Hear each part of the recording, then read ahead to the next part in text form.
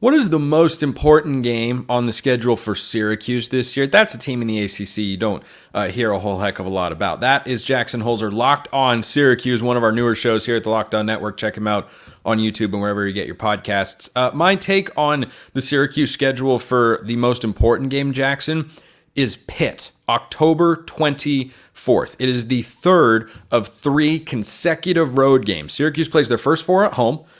And then they have a stretch in the middle of that schedule where they play 3 consecutive road games. The Q's win total, for those who don't know out there, according to our friends at FanDuel, is 7.5. I bet you that's higher than you expected it to be with a new head coach and a new quarterback we'll talk about. But the reason I think Pitt is the most important game is it's off a bye. You're not going to win every road game. And the previous matchup will be against NC State on the road. I'm going to pencil that one in as a loss for Syracuse. But the week after they play Pitt, they play Virginia Tech at home. And the Hokies, even at home for the Qs in the JMA Carrier Dome, it's not going to be an easy bout. They're one of the leaders in the country in returning production. There are big hopes down there in Blacksburg. And if you don't win that game at Pitt, you could be staring down the barrel of 3 consecutive losses, and it's hard to have a really positive, momentous season when you have 3 straight losses. So that's why I look at Pitt, Jackson, and say that's the most important game on Syracuse's schedule this year for first-year head coach Fran Brown. Well, first of all, Spencer, thank you for having me on. Of course. I would say for Syracuse football, not that any of your points are wrong. Pitt is certainly an important game, but I would say it's even earlier than that. The second game of the season against Georgia Tech at home, in my opinion, is the most important game. I considered it. When you look at their schedule and their first 4 games of the season, there's only one game where you actually think they might lose. Like, they're going to beat Ohio at home. They're going to beat Stanford at home. And I said earlier today on the podcast that you can dress the second and third teamers against Holy Cross. You don't have to play anyone. Don't sleep on Stanford. Sorry, what? They're still going to beat them. Okay. I was talking about Holy Cross, though. You don't have to play anyone. Oh, I know. No, I know you were talking about Holy Cross. That's time for me to play. You just kind of glossed over the Cardinal there. Look, no, but I'm not saying they're a contender, but I don't know if they're a bottom dweller. I think they should beat Stanford at home. It's the one game, though, in their first 4 that kind of gives me a little bit of trouble. It's Georgia Tech at home. I just think with Fran Brown and Kyle McCord, there's going to be so much hype, and they're going to beat Ohio.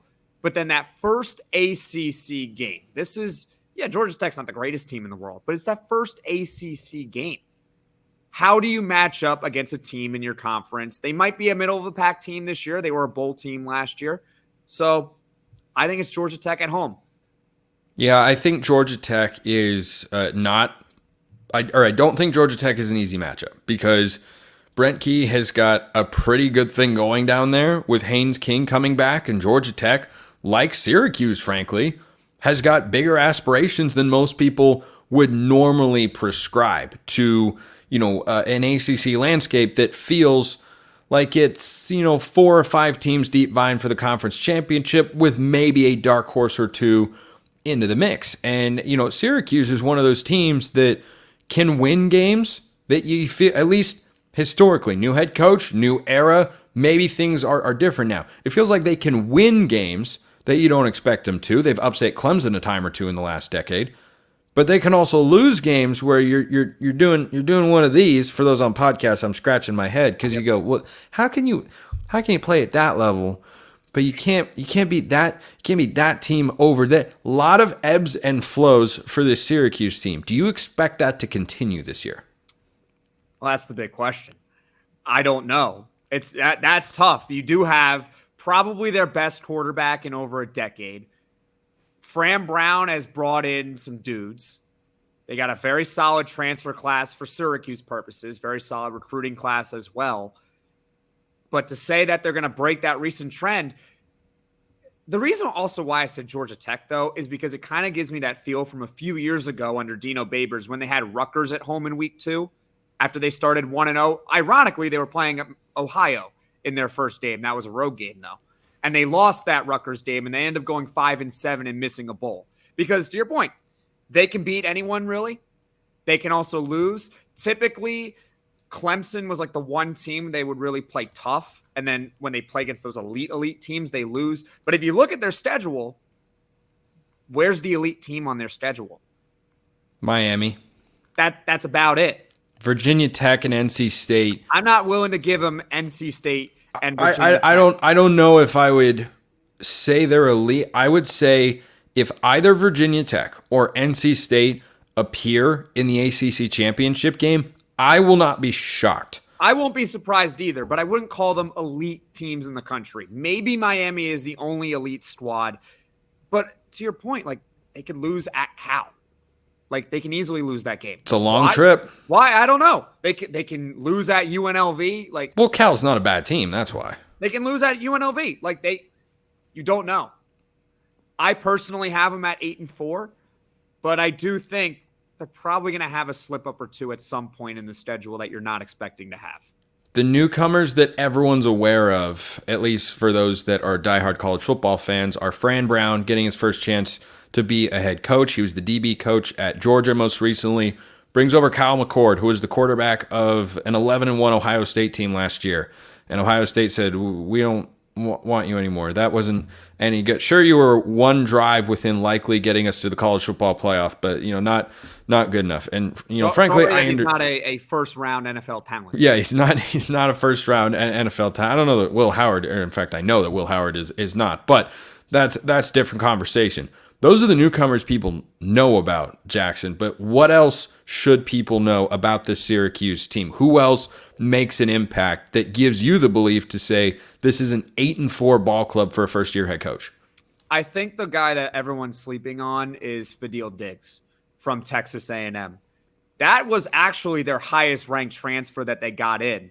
But Kyle McCord's the quarterback from Ohio State, big name, and Fran Brown is one of the best recruiters in the country, so he kind of takes a lot of the spotlight. But Fadil Diggs, it finally seems like Syracuse got someone on that defensive line who feels just like up to the task. This was someone last year who was second on his team in tackles for loss and an SEC obviously in the SEC, right? That's the best conference in college football. I'm not here to debate you on that. It is. I don't know who's going to debate you on that. I'm not going to. Listen, when I went to school, there were people telling me how great the Big Ten was. It's not better than the SEC. Nope, it is not. Anyway, the depth is not there. In past years, Syracuse would get transfers from the SEC. They would get them, but the difference is that those guys were almost like the dropouts of the SEC, the guys that really couldn't hang. Fadil Diggs, you look at mock drafts of him, he's a mid-round pick in the NFL draft. If you look at it in the mock drafts right now, if he has a big year, maybe he goes higher than that. Maybe he goes lower than that. It's really early. We're in June. But Fadil Diggs is the guy that I think a lot of people are sleeping on right now who's going to make a real impact on the defensive line next year. What's the worst case scenario for Syracuse record-wise this year? 5-7. Like they miss a bowl game. There's too many.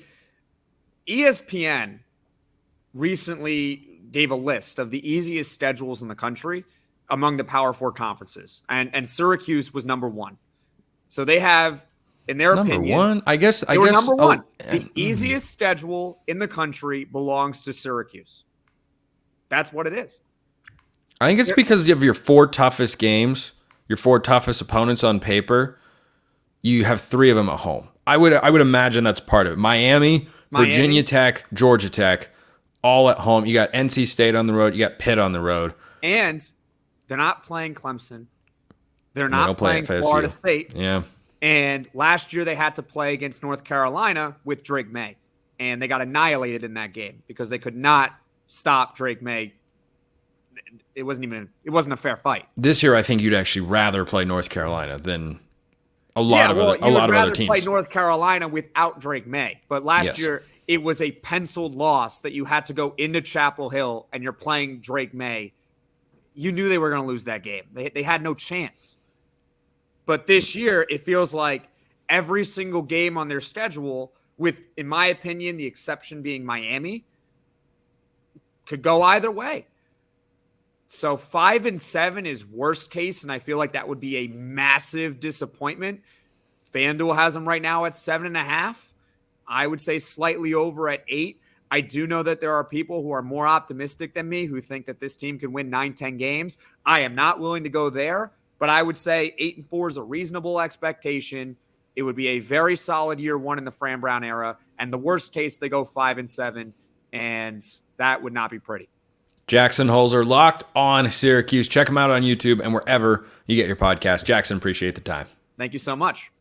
Appreciate everyone listening. I'll see you next time. And until then, hope you have a wonderful rest of your day and a great weekend.